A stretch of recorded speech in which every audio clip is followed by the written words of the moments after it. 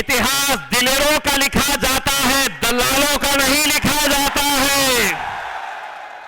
कैसी थी ओखला की आवाम, तो हमें यह कहने पर मजबूर मत करना कि दिखने में तो इंसान थे लेकिन ज़मीर मर चुका था। यह मौका हमें नहीं देना मेरे भाई। मुझे पूरा यकीन है कि आप इस बार मजलिस को कामयाब करेंगे और पूरे हिंदुस्तान के अंदर ये पैगाम पहुंचाएंगे कि हम मजलूमों के साथ खड़े रहेंगे, पूरी ताकत के साथ खड़े रहेंगे। जिसको जो भोंकना है भोंकने दो, मजलिस खड़े रहेगी और इंशाअल्लाह आप लोग हमारा साथ ऐसे ही देते रहेंगे। मजलिस गूंगे, मुक्के और बहरों की जमात नहीं है। हम बोलते हैं और अल्हम्दुलिल्लाह पहले ही दिन से अगर मैंने वहां पर जाकर कुछ सीखा था तो मेरे कायद ने मुझे यह सिखाया था कि पूरा सीना तान के, पूरे जिगर के साथ सच को सच बोलने की हिम्मत रखो, झूठ को झूठ बोलने की हिम्मत रखो, क्योंकि इतिहास दिलेरों का लिखा जाता है। इतिहास दिलेरों का लिखा जाता है, दलालों का नहीं लिखा जाता है। कितने जाते हैं हमारे भी उन ऐवानों के अंदर, कितने जाते हैं, लेकिन जब तुम्हारी आवाज बनने की बात आती है, तुम पर जुल्म होता है, तुम पर ज्यादती होती है, तो कोई बोलने के लिए तैयार नहीं होता। लोग परेशान थे कि पहली मर्तबा पार्लियामेंट के अंदर आया और नरेंद्र मोदी की आंखों में आंखें डालकर बोल रहा है।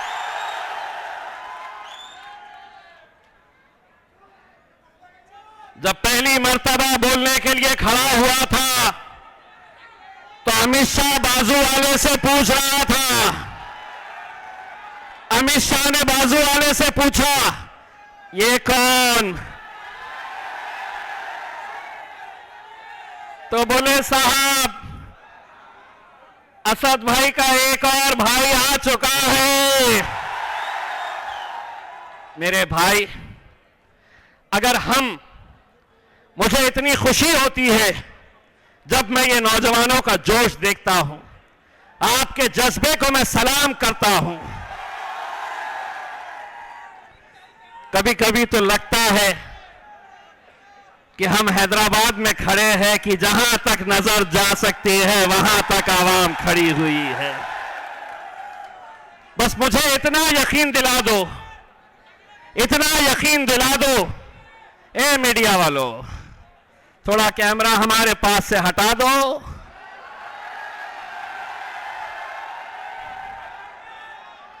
शिफा भाई को कितने लोग वोट करने वाले हैं, हाथ ऊंचा करके दिखा दो।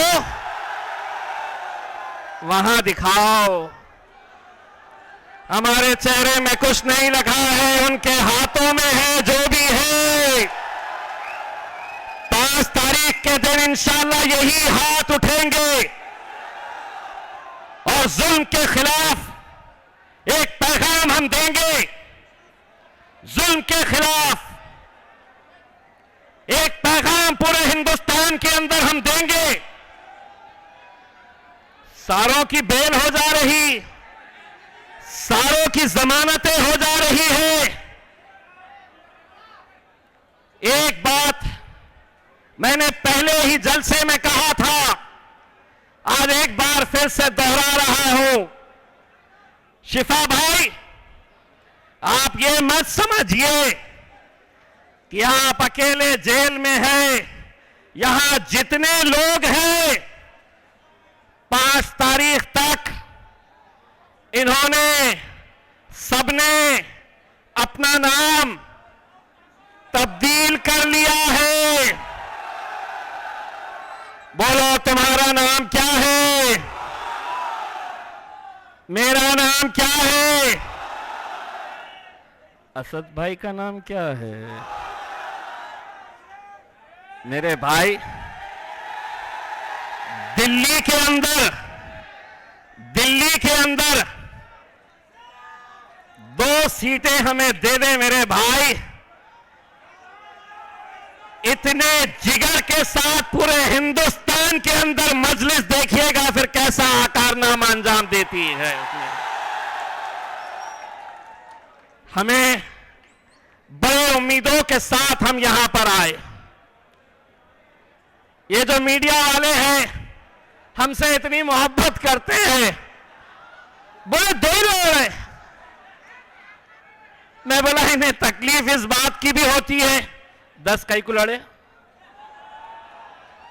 इतने सारे सीटा काई को लड़े, 2 लड़े तो तकलीफ, 20 लड़े तो तकलीफ, तुम्हारी तकलीफ तुम्हारे साथ, फैसले हम करेंगे।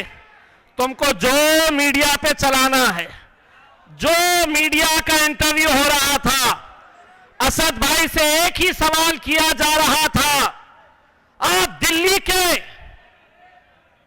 दंगाइयों को टिकट दे रहे हैं। वाह वाह रे मोदी, तेरा कानून।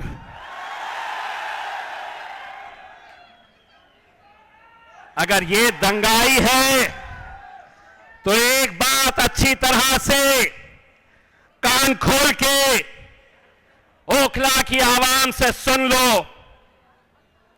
अगर तुम मेरे इन भाइयों को दंगाई कह रहे हैं तो जिस पार्लियामेंट के अंदर हम बैठते थे वहां पर हमने दहशतगर्दों को भी बैठे हुए देखा है।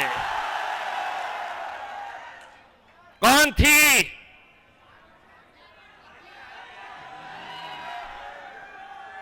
तुम्हें मालूम है कौन थी वो?